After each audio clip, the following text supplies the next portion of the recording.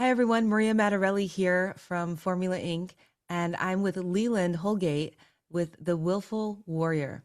And we're really excited to tell you about a program we're putting together here, a strategic reset for the new year. And, Leland, it's been absolutely incredible meeting you and having you lead a workshop here in Las Vegas at the Kaya Club. And we just want to share with people a little bit more about your background. Can you tell us a little bit more about how did you get into everything that you're doing today? Yeah, absolutely. And it was an absolute pleasure hanging out with you all.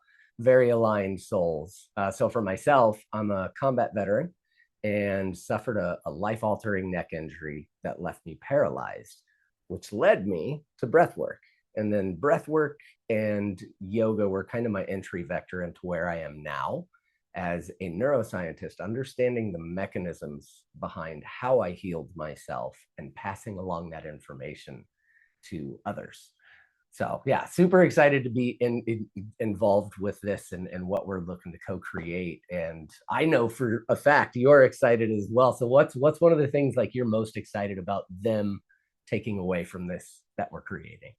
Well, so I'm excited to hear more about what you teach because you started talking about neuroscience and energy and how leaders can be higher performers, coming at it from a little bit of the physiological perspective. And most of the work I've done has been working with leaders and working with organizations around process methodologies, right? So, what's the tactical things that we can do? What's the systems and frameworks in the way that we work? And what you've studied and mastered is how we can come at it from a completely different perspective than what people often talk about in business. So I'm excited to hear about how these two worlds can combine and really give people that competitive advantage from a more holistic approach. Yeah, I love that. And I think one of the things that I was most excited about when I spoke with you is your approach to the business process is like I've never heard of somebody speak from sometimes an energetic or a different lens than just, the typical jargon that you hear in some of the business presentations. Right. So, Leland, tell us more about what does it mean to you? How important is it for someone to have a strategic reset for the year? When we Um, look at our goals, when we look at what we're trying to achieve, and especially when we look at the way we've always done things, and do you want to get more of the same or do you want to excel and do you want to reach higher levels of performance? What's possible when oh my you look goodness. at, from all the things that you've studied and that how people can create that change? Yeah. It was one of those things I never really, until just years ago, realized how well this fits in with all of the leaders of industry, with the C-level executives and high performers. It's an aspect to me that I noticed I was missing. I went at business like everybody does. You follow these processes and systems that have worked for other people, and you put those into place. But typically, you just get those instructions, right? You don't get the follow through like I recognized from you, like the actual leadership of how to practically implement these things into your life. And when you look at what neuroscience can bring into this discussion, I usually ask any high performer just a couple of questions. What could you do with increased energy? What could you do with increased clarity? And what could you do with increased focus and a lot less stress and overwhelm inside of the body? And that's quite literally what I help people achieve. And when it comes to like what's possible, oh my God, the sky's not even the limit. It's just the beginning. On the other side of things, we have people turning off diseases like MS, like a light switch, or healing from incurable diseases. On the other side of things, we have C-level executives and high performers, also the elite athletes that are noticing an increase in their game, endurance in what they're doing, less overwhelm, less burnout, more clarity, more focus, more energy, so that they can bring their authentic self into whatever they're doing in business. That's incredible because everything you just mentioned about having more focus, more energy, being able to have those feelings and that state of being where we can perform better. I'm pretty sure the majority of people working today are not feeling that calm, peace, and sense of serenity. I feel like there's so many competing priorities. There's shifts in the industry. There's uncertainty. We've got emerging technology that people are trying to stay up with Like none of those words resonate with me of what I'm seeing in the industry right now. I don't see people operating from that place. And I'm leading corporate training classes every single week where I've got people coming from all over the world, Europe, Asia, throughout the US. And it's kind of like this compression of we must deliver faster, we must deliver more. When you look at agile project management, it's a proven methodology that helps you do that. But people are doing this oftentimes at an unsustainable pace, which can lead to burnout. And I'm seeing and hearing the struggles of people all throughout the world in their different organizations and different industries pretty much every week. And what you're talking about, I got so excited when I heard the things you were referencing. It's like, wow, this feels like this is an answer to what a lot of leaders and a lot of teams need. Yeah. Yeah. I do the same thing. When we were talking, I just noticed all of the integration between what we do and how we could, again, help each other together with our pieces that we bring to it. Because to your point, most people in the market, of course, it's all about speed, competition. How fast can I get these things out? But it's so amazing when you have somebody that can lead you through like systems to optimize and to practically implement some of these things for yourself like you do with Agile, which is absolutely amazing. But then also allowing the optimization of the self, right? The regulation of the nervous system, which is, as you mentioned, a piece so many business owners and entrepreneurs and C-level executives miss. And I say it to them again all the time. It's like, what if you could do less and achieve more? And what if you could do less and be optimized about what you're doing and achieve it faster? I can't think of anyone who wouldn't want that, Leland. Like that's Right. exactly where if we talk about higher performance, like how do you get there? Well, there's a state of being, there's the actions you take, and there's many different facets to that that I feel like people aren't even considering. And I'd love to hear more about, I know you talk about this concept of reclaiming the rhythm and looking at dysregulation, incoherence, and different methods for helping people get back on track. Can you tell us a little bit more about what that's about? Yeah, absolutely. And it's a concept that is critical, like foundational inside of neuroscience. And it's something that fits in to absolutely everything. Because of course, your nervous system is your CEO. You have a CEO running the show just like I do, and it's our nervous system. So if the nervous system is dysregulated and all discombobulated, how is anything that I'm about to achieve actually going to take root or help anybody else out, let alone help me out with what I'm trying to offer my people as well? So with reclaiming the rhythm, the foundational neuroscience principle that we'll be talking about is signal versus noise. And it's very simple. How much noise is in your purview right now, which is programmed into your nervous system that's got, oh, I've got to answer those emails. Oh my God, I've got that offer I've got to create. Oh, dear Lord, I've got those performance reviews I have to do. And now you've got all of this noise blocking out your signal. And that original signal is what we work to reclaim through a lot of the methods that I teach all these amazing high performers and elite athletes, recognizing that you cannot work from a place of coherence or even calm unless the system itself is regulated. If you've got all of this noise coming in at you and you're focusing on your deadlines versus focusing on coherence, and then of course everything coming from you, then of course that signal is just going to be mismanaged. So that's what reclaiming your rhythm is all about. Just take it literally 2 to 5 minutes and you can completely get back in access with your original signal, the one you entered this planet with, and the one all of you and your people, we experience it all the time, right? We find ourselves in just that flow state where everything is just easy and effortless. That's because you're in tune with your original signal versus all the friggin' noise that comes at us constantly. It makes a lot of sense. And I've heard a quote before, a problem cannot be solved from the same state of being in which it was created, right? Exactly. And so if you're trying to create wealth, abundance, have success, if you're not in a good frame of mind or a good state where your energy's off, your emotions are running rampant, and you can't make clear decisions, you're not going to be able to be innovative and have strategic thinking as well as if you had a clear mind, right? Exactly. Yeah, couldn't have said it better. So it's interesting when you think about this because I feel like just like we all hear about a good morning routine. And if you wake up and if you have a great morning routine, you can start your day off right.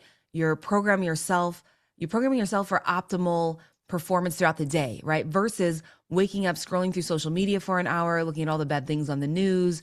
Now you've got this world view and like almost a subconscious, it's almost like a subconscious framing of how you look at the world, right? And if you cannot be regulated in that, if you're not in that clear mind, clear state of being, like you mentioned, all the noise around us, I can't think of a scenario with people I've been working with where they don't feel like there's things coming at them from every direction. It Yeah. seems like with the companies and their state and place in the market, like they want higher performance, they want more market share, they want more sales, they want to launch products more effectively and efficiently. And when you look at this, they're doing everything they can, oftentimes working harder, working Right. faster, putting in more effort. But there's only so much life force energy that we can put toward that when we're running ourselves ragged, trying to do more and trying to push and force, right?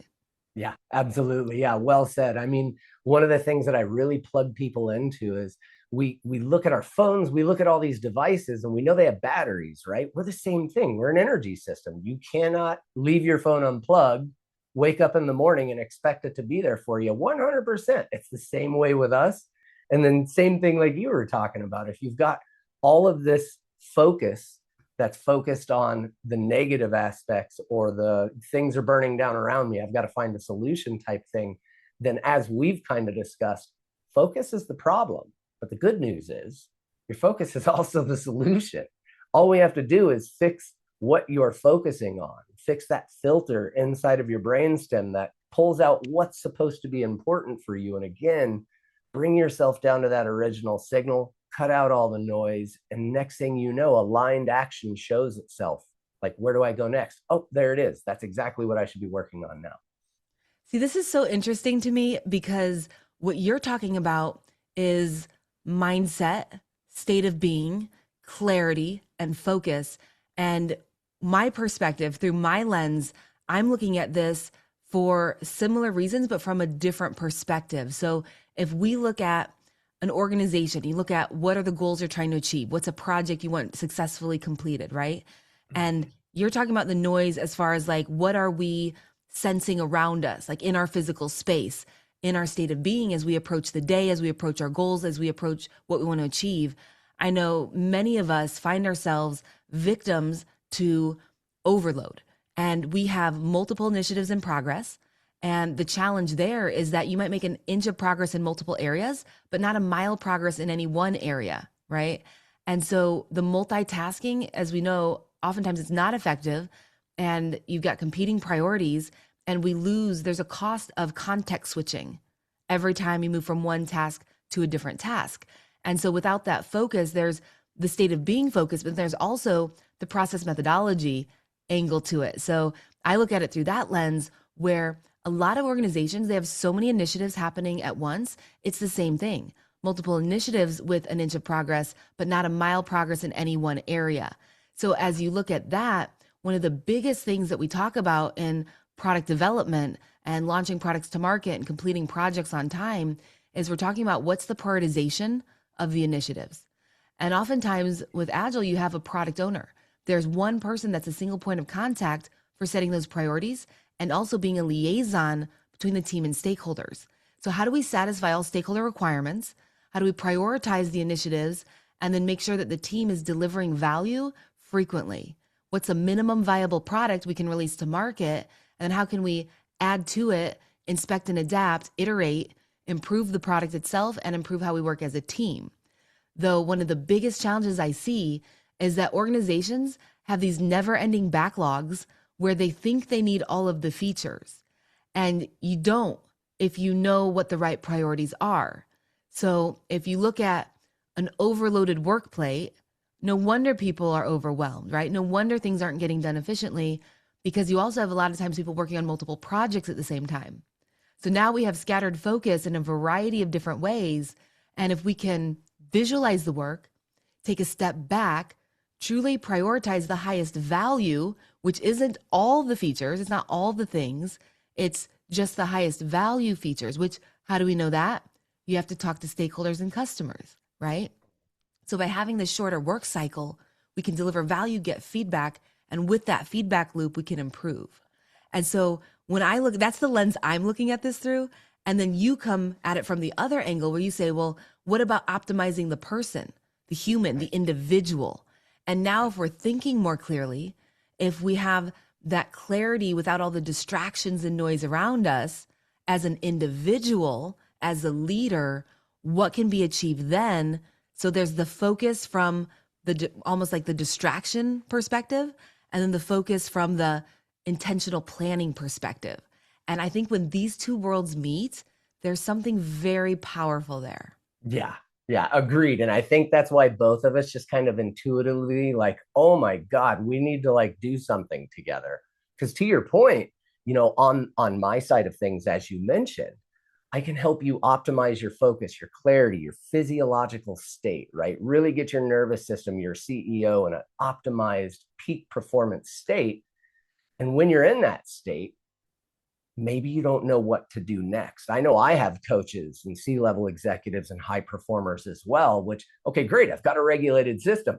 Now what do I do? Here's the project I'm working on. This is our deadline. This is what we're looking to create. This is what we're looking as a return on this, and all these different numbers. So of course, when we were talking, my brain like started connecting all of the dots, like, oh my God, what would happen if I could get one of my clients into a super optimized position and then pass them off to you or have you with me and then help them really map out intelligently the next steps. And that's why I think I was so impressed with Agile and how you teach Agile systems. And I think that might be a really great way for them to understand, especially the folks on my side, like, you guys need what Maria does. I promise you, if you're a high achiever at any point, C-level executive, entrepreneur, you work on a team, especially inside of a corporate setting, I would love for you to describe Agile and maybe even some of the case studies that you've seen and some of the absolute successes that we were talking about that I'm excited about them experiencing. Oh, I appreciate that, Leland. Thank you. And yeah, it's interesting when you look at it, right? Because once you get that clarity, it's like, well, now what? And have you seen the meme where it's like, me as a kid, you can't tell me what to do. And then me as an adult, will someone please tell me what to do in the exact steps one by one, right? And so I love that meme because we can all think back to being younger and wanting to have independence and be an adult. And then there's another one. I love speaking in memes from time to time because they're so relatable. And there's one where it's like, yeah, you thought as an adult, you thought as a kid that adults had everything figured out. And then you wake up as an adult one day and you're like, oh, so everyone's just been out here winging it the whole time, right? Like you just thought that your parents knew what was going on. You thought, oh yeah, adults have their act together. And then like, as you get older, you're like, nope, no, they don't. They are throwing it against the wall to see what sticks. And so I appreciate that so much because the magic and the power behind Agile, it's a systematic framework. There's methodologies where if you have a proven system, you can put any work in the framework, right? I train a lot of people up on the Scrum framework, which is the most commonly used Agile approach. It's a rugby term, and the tagline is how to do twice the work in half the time. And whenever people ask me, oh, what is it you do? Like if I start to speak the little tech speak, I work with IT teams. I help train them up on iterative development methodologies. Like you just see the face like glaze over. Like You they watch them don't check want to out. listen to anything else. They're like, oh, right? Like they kind of lose it. But if I say, oh, I help people do twice the work in half the time, they like, well, I You've need just that. captured everybody. Right. It's like it's so simple, right? Yeah. But when you look at Agile, like, so speaking of case studies and things like that, I want to share with you a company I worked with. This is several years ago. We were doing a website migration. And this company, it's interesting because it was a nonprofit organization. And we had an annual conference, and I was their VP of operations for 2 years. And there was a glitch that we had in our website when we were getting ready to promote this big annual event. And the website provider was a company that usually provided pretty good support, but there was a glitch that happened and we weren't sure where, when, or why. But what we noticed was that people were signing up for the event, they were registering, they were getting a receipt, but there was this small glitch where it didn't actually pull the money off their credit card, right? And so we're talking like hundreds of people attending this event, and it's like this huge annual event. And so what do you think happened when we reached out to people? We discovered the issue and we're like, oh, hey, I know that you signed up, you got a receipt and everything, but we need you to pay again. What do you think happened? I can imagine some of them fought that maybe, or thought it was wrong. They were skeptical. They're like, wait, what? What happened? Well, I got to go check with my bank. No, I got the Yeah, receipt. And so they go back and check. But a lot of times, oftentimes they didn't come back and re-register because something felt shady, I something was figured that off. happened. Yeah. Yeah. So that year, the conference lost money. And that's a problem. Like you're not trying to put all this effort into an event to lose money. And it's all because the registration system wasn't working. So fast forward a little bit, and we were getting ready to promote our next annual conference. And we got a message from the website provider that they were no longer going to be providing website support.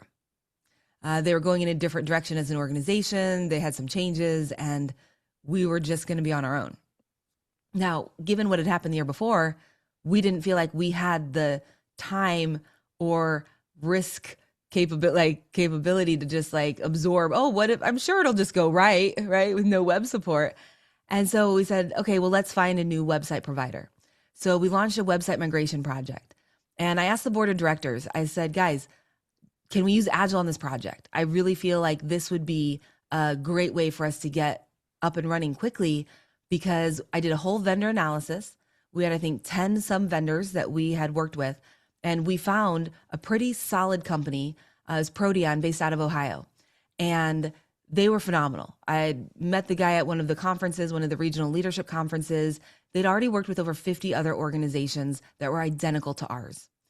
And I was talking to the head, Mike. I was like, hey, Mike, I was like, I got a question for you. I know that you have worked with a lot of organizations just like ours. Could you tell me what's the average time it takes to do a website migration? And he said, well, we've worked with over 50 organizations like yours, and it takes on average 3 to 6 months. Now, here's the thing. Our conference was happening in 4 months. We just found out we had no web support. You need to get registrations well before the month of, right? And so that's how, you need to be promoting in advance. I was like, Mike, we don't have that time. I was like, have you guys heard of Agile? He's like, yeah. I was like, well, can we use that? He's like, well, yeah. I was like, well, why don't you do this with all your clients? And he's like, well, they don't want that. They don't want that approach. They're so used to a traditional project management methodology that they feel more comfortable planning out the whole project up front. So traditional project management, you get all the requirements up front, you go into your design phase, then development, then testing, then implementation. Well, that could take 3 to 6 months as they get all the requirements together, right? And they don't launch to market until they have the entire website done. So that's traditional project management approach. Using Agile, I said, well, Mike, we don't have that much time. Can we do a minimum viable product? Using Agile, you don't need the whole backend database and content management system migrated over to have a working registration system, right? Like those are two different things. So I said, well, what's a minimum viable product look like? We were doing 2-week sprints. We were able to go live within 2 weeks with a new website that had a minimum viable functionality, which was the highest prioritized features, which were member-facing features. And we were able to open up registration with a solid system that we knew worked, that others had already vetted. They had a great reputation in the industry. And then we didn't even migrate the emails over to the new servers yet. Like, we didn't need to. We just needed the highest value functionality. And so it was amazing because, and actually the Project Management Institute wrote about this in one of their publications because it was an amazing case study. We got to market more than 80% faster than these other organizations around us. And the reason we were able to do this was a couple of key factors. One, it was using a proven framework that helps you get that minimum viable product out and then build upon that in future iterations. And so then we were able to migrate over the rest in the backend database and the content management system. But we didn't need those backend systems for our front end presence for the network, right, in our community. And so Yeah. one of the things that I think was really, really key is it's what I like to call a relentless pursuit of roadblock removal. And what we did by working in short iterations and looking at delivering something in just a couple weeks, by breaking the work down, it made it more manageable. There's less hidden complexity. We were focused on delivering a minimum viable product with quality, and we were able to get feedback. And with that feedback loop, we made sure we were on the right track. And by having a shorter time box that you work in and making the work more visible, and this was, by the way, coordinating across 3 different time zones. And Yeah. this is a while ago before everyone was on Zoom all the time. And that was more perceived of a challenge. And what we were able to do is we were able to cut through the noise, cut through the delays, cut through the roadblocks. One of our biggest roadblocks was the previous VP of operations who had signed up for the hosting. That's whose contact information was on all the systems. And this guy, he had not worked with the organization for years. And we couldn't get a hold of him. We didn't know where he was. He'd moved on. I think, moved on to working with a different company. Like, we couldn't find him. I tried looking him up on social media, couldn't find him. So we couldn't actually migrate the servers over because we didn't have the authorization because that person had left the company, right? Mm. And so this was a roadblock. And I was like, man, we're trying to launch. We got this deadline. And of course, I wanted it to be a successful Agile project. So what I do, I use an old school technique of picking up the phone, started calling people. I called the VP of finance and we were brainstorming. He's like, wait a minute, I pay the bill.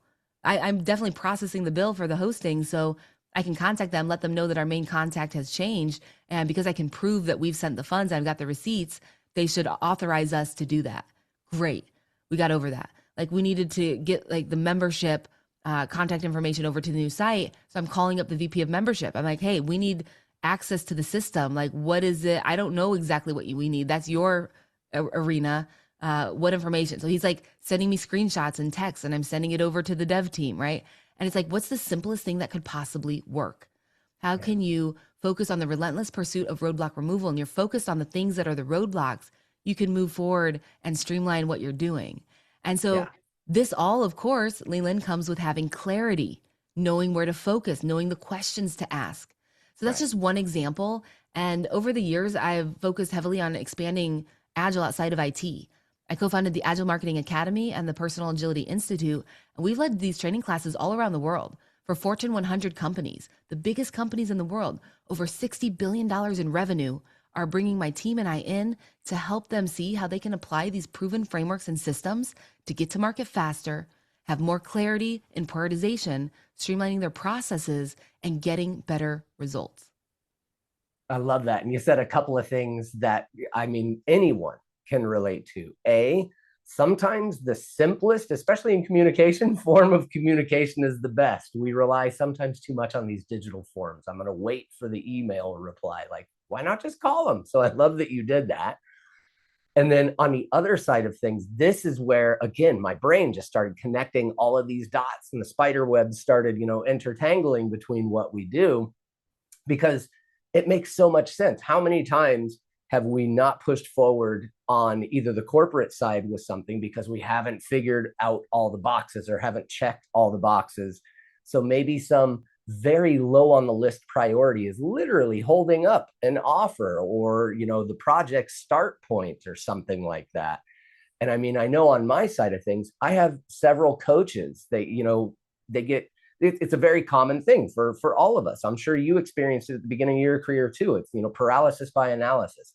I got to have all the box checked. I got to have everything perfect before I put something out, instead of, like you said, what's the minimum viable product that's going to help somebody shift and change, actually going to create value and help them with what they're doing. And I think it's brilliant because so many of my people are going to be able to use this as well, let alone the C-level executives and, the high performing entrepreneurs and big corporate folks that are working inside of that, all the way down to the coach that's trying to come up with an effective offer. Like, maybe you're focusing on too much of the noise, and putting a system like Agile into place will get you out there coaching, because people need to hear what you have to say. And maybe you've got this amazing product or this amazing teaching platform that you want to put out there that can really make a difference in someone's life. And you're pausing for the smallest priorities. Yeah. Well, the coolest part is that this approach applies outside of software, outside of IT. It's just gotten a lot of attention in that space because It works really well for taking complex work and breaking it down into manageable pieces and then being able to execute and get results. But in my experiments, I've applied this in so many different ways and I've helped clients apply this in so many ways. And my latest book, Personal Agility, I co authored with Peter Stevens, a trainer based out of Switzerland. And it's incredible. It's full of case Yeah. studies where people have been applying Agile as an individual and getting results in their life, getting results in their business, and absolutely incredible things. And when you look at what's possible, another quick story, there's a woman I got in the backseat of her Uber several years ago, and it was a 20-minute ride from Tampa to St. Pete, Florida.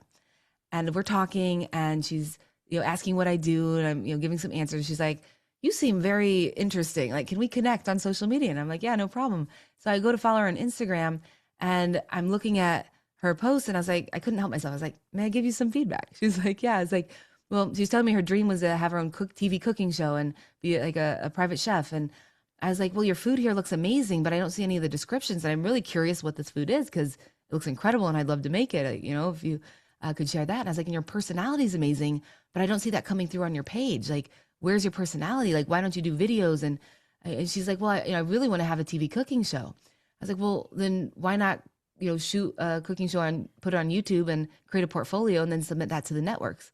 And she's like, well, I'm old. I don't know how to use YouTube. And I was like, okay, well, hey, come over to my place. I'll shoot your cooking show.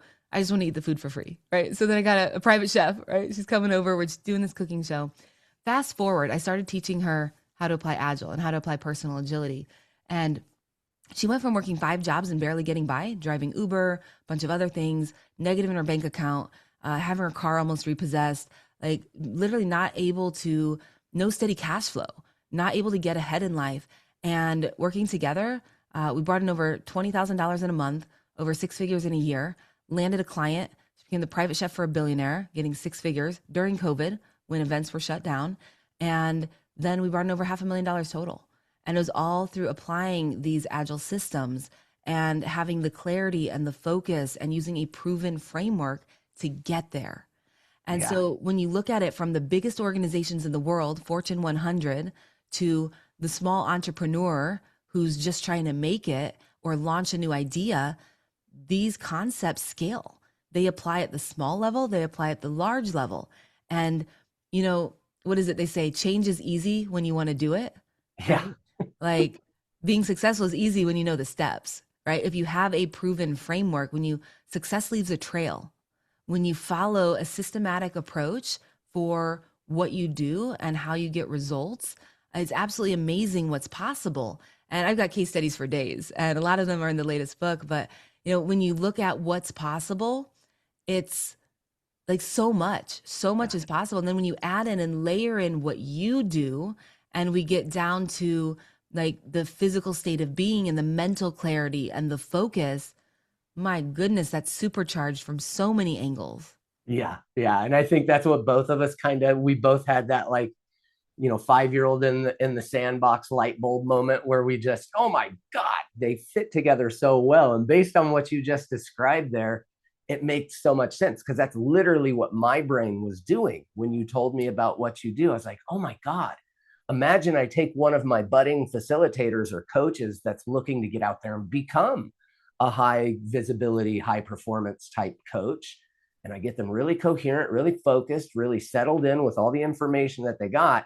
And then I hand them over to you, and they take all of that clarity, all of that focus, and just immediately start knocking out the systems that are going to get them out there, sharing their IP as fast as possible, but also as efficient as possible, and super, super efficient, like, efficient and valuable as far as what they're going to put out there. So I was excited the moment that I started running through my head, and that last story that you just shared proves it. So if you guys didn't hear what she just said, imagine what you could do with all the clarity, all the focus, all the optimized brain power that you could ever want. And then also moving from struggling like the lady did herself to being able to implement simple systems that are going to get you out there doing what you want to do, like living that life that you desire versus the life that you've just kind of gotten used to. Yeah, dynamite, absolute dynamite. So, Leland, I'm excited about this. I feel that, we're talking about how do we help people have a new year strategic reset. And, a lot of times people use the new year to step into a new a new timeline, right? Like how do you get into a state of higher performance and how do you go from your current status quo to where you really want to be? And to make that leap, sometimes we have an idea of what we want and where we want to be, but we don't know the steps in between. And Leland, could you tell me a little bit about what are you excited about as we're talking about this New Year strategic reset for high performers and what's possible?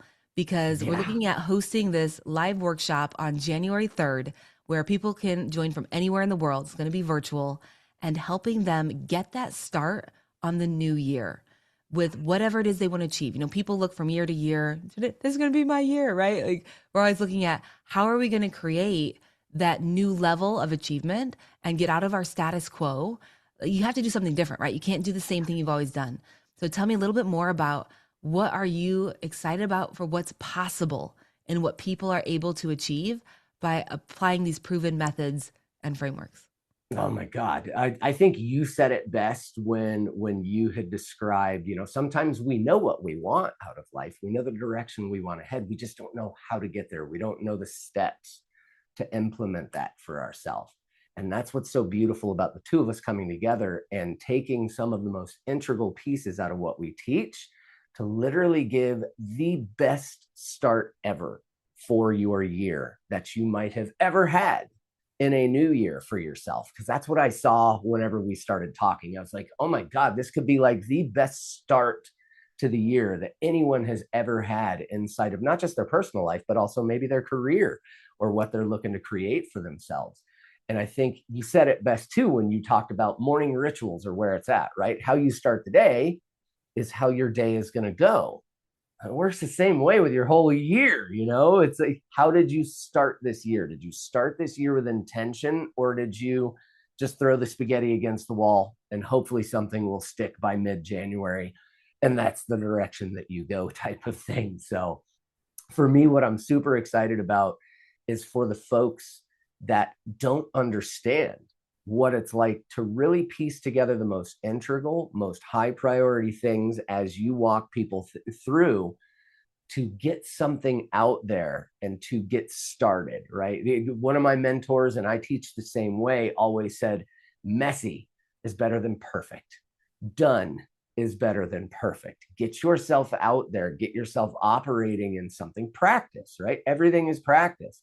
You can't be successful, you can't be good until you practice the ways and means that other successful people have been doing it. And as you mentioned, it's already spelled out there. You just have to follow the proper systems. And you thankfully have all of these amazing operating systems, mindset shifts, and everything else that mixed with the physiological reset and managing the energy systems and optimizing the body, those two together are just a powerhouse. I mean, I can't even wait to hear some of the just a month or two down the road testimonials from the people that come to this. Oh, amazing. Yeah, same. Yeah. So, Leland, thank you for taking the time to share a little bit more about what you do. And I really enjoyed this conversation and how complementary the things that we do are. Is there one tip you would leave for people now? If we've got a couple weeks or however much time is left by the time they're watching this before the new year, what would you say for someone who is interested in priming for that new Yeah. year? Yeah. So what I would say is, well, two things. A, your heart knows the way, always does. It's your number one brain, and we'll open that up actually, why it is actually a brain. It's not a pump. It's the number one brain in your system. So not only does the heart know the way, when you feel that aligned pull, as I know many folks are going to when they see this and hear about this, take action. Take aligned action. That's the one piece of advice I would give someone. How many times have I missed out on something in business or in personal life? Oh my God, I can't even count the number of times. But what I can tell you for absolute surety, the one reason I missed out on all of those opportunities is because I did not take aligned action when immediately I felt the draw, like, oh my God, this can help me. So give yourself that moment to regulate your system and take aligned action. Join us on January 3rd. You will thank yourself later. Awesome. Thank you, Leland. And I just want to say to everyone that's listening, we really look forward to the opportunity to work with you. If you can make it on January 3rd, we'd love to have you with us and set you up for absolute success in 2026 and beyond. Amen. Yeah. Thank you for having me. It's been an absolute pleasure and joy, as always, to talk with you. Thanks, Leland.